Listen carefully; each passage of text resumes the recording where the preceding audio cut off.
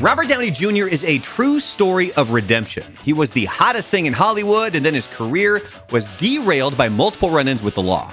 Now he's back to being one of the most beloved people in Hollywood.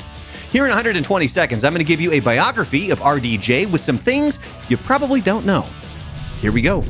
Robert Downey Jr. was born April 4th, 1965 in Manhattan. His parents were both in show business, his dad a filmmaker and his mom an actress. He was just 5 years old when he was in his first movie, his father's film, Pound. While growing up, he was surrounded by drugs. His father was a drug addict and his mom was an alcoholic. He first did drugs with his father at just 8 years old, and that soon became an emotional bond between the two. In 1985, he became a part of a new, younger SNL cast. This was short-lived, though, as the ratings plummeted that season and most of that cast was dropped. In 1987, he ended up getting praise for his role in Less Than Zero, but he said for him, quote, that role was like the ghost of Christmas Future, as he would eventually play out that drug-addicted role in real life. Shortly after completing that film, he would check himself into rehab for the first time.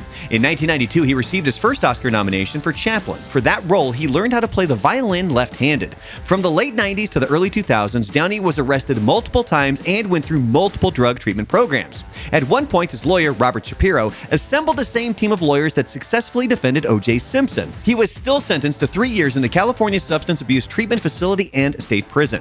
After 1 year, he was released and he ended up on Ally McBeal and did a duet of Every Breath You Take with Sting. Even though everything seemed to be good, RDJ claimed, quote, it was my lowest point in terms of addictions. At that stage, I didn't give a bleep whether I ever acted again.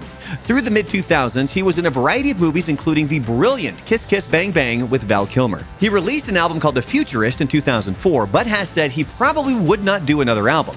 2008 was the big year for Robert Downey Jr. as he was in both Iron Man and Tropic Thunder, for which he was nominated for another Oscar. He almost wasn't Iron Man, though. Executives didn't think the risk was worth it, but director Jon Favreau fought for Downey Jr. Eventually, Favreau leaked to the press that RDJ was in talks to play Iron Man, and the positive reaction convinced the execs to bring him on. And finally, Robert Downey Jr. would end up as Sherlock Holmes in the Guy Ritchie movies and would eventually win his first Academy Award for his portrayal as Louis Strauss in Oppenheimer.